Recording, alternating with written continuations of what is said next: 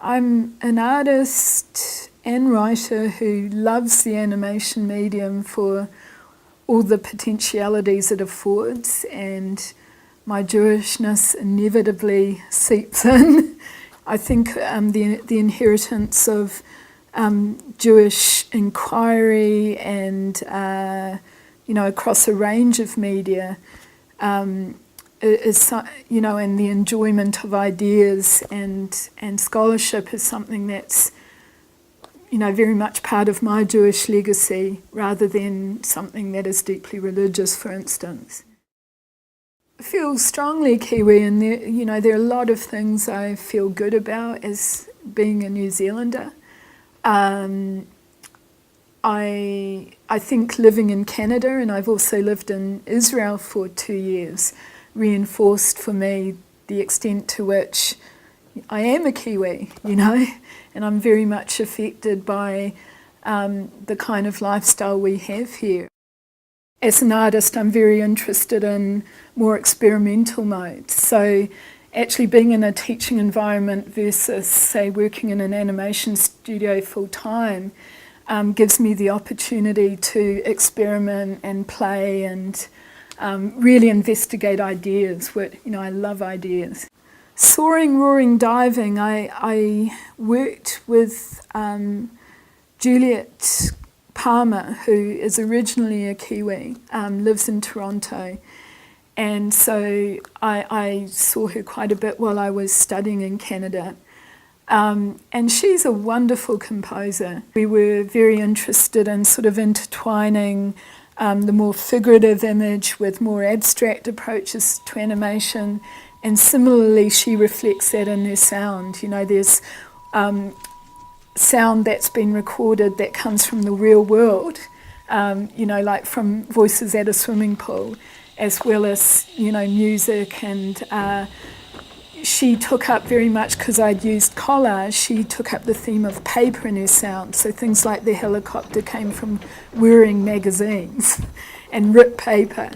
And the content arose, unfortunately, through very difficult events on both of our part, in that both of us lost sisters to terminal illnesses. On one hand, it was deeply personal, but we also wanted it to have a universality.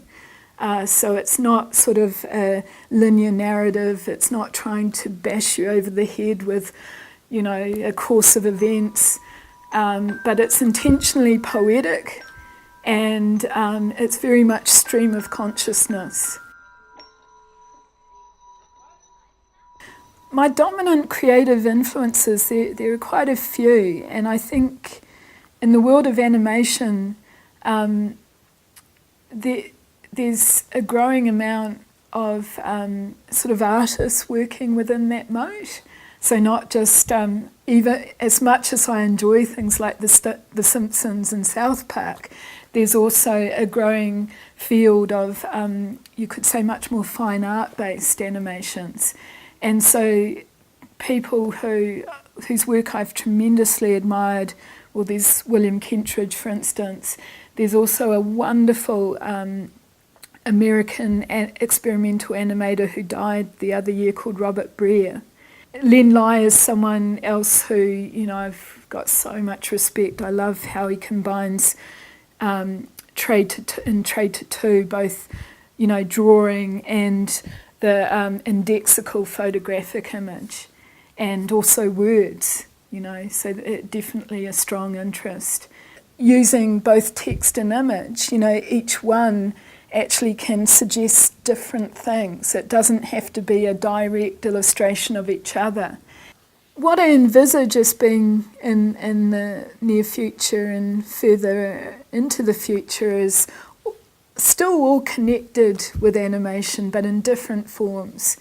And so there's very interested in the medium of the animated installation, writing about animation, curating animation exhibitions, and also continuing to make animated short films.